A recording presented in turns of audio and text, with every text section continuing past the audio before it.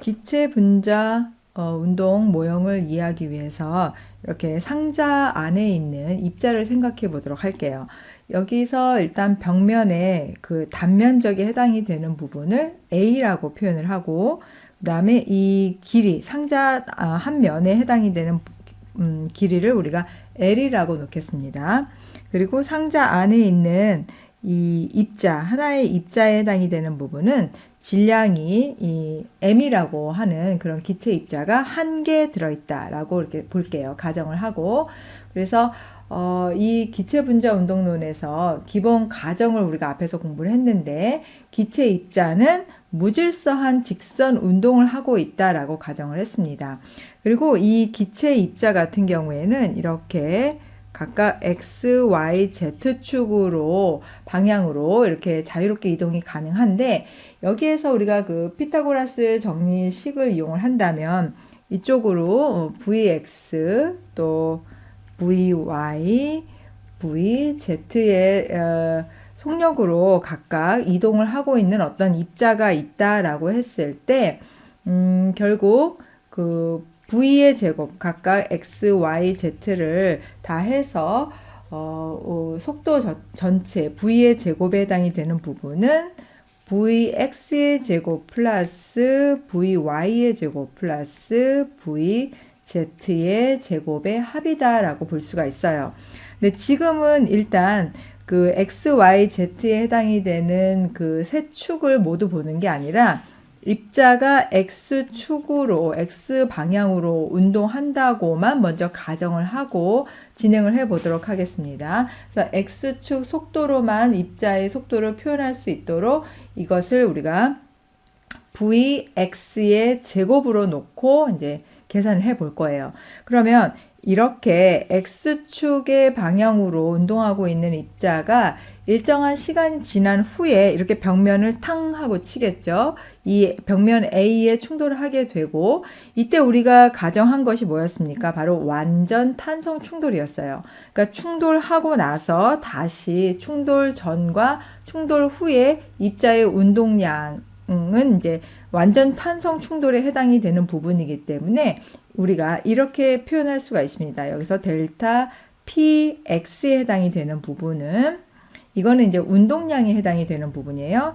처음 나중에 해당이 되는 그 운동량에서 처음에 우리가 시작했을 때의 운동량을 그 차이를 구한다는 거죠. 그러면 이 질량 m에 해당이 되는 입자가 vx의 속도로 진행을 했다가 벽면을 맞고 다시 탕 하고 튕겨져 나왔기 때문에 여기에서는 마이너스로 표현을 하는 거예요.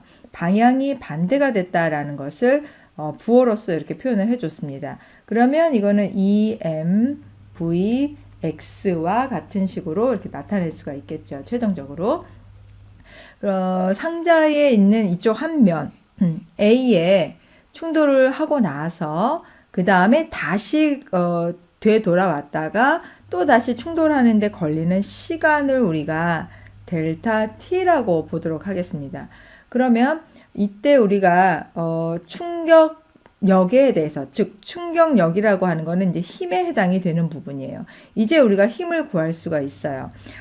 힘을 구하기 위해서는 일단 델타 T분의 델타 P에 해당이 되는 부분을 계산을 하면 되는데, 앞에서 우리가 이 델타 T에 해당이 되는 부분은 V분의 S, S는 거리에 해당이 됩니다.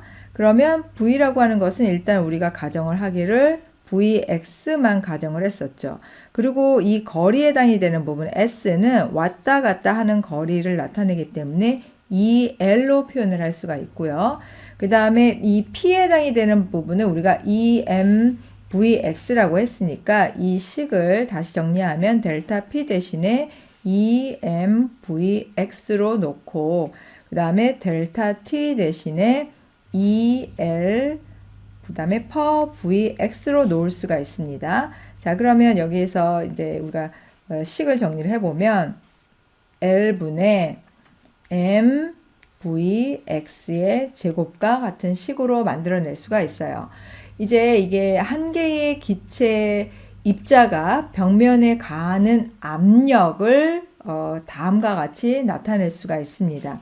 이 힘에 대한 부분만 나타냈기 때문에 이 압력이라고 하는 부분은 P라고 표현할게요. 자, 여기서 위에 있는 델타 PX라고 하는 것은 운동량에 해당이 되는 부분이었고요.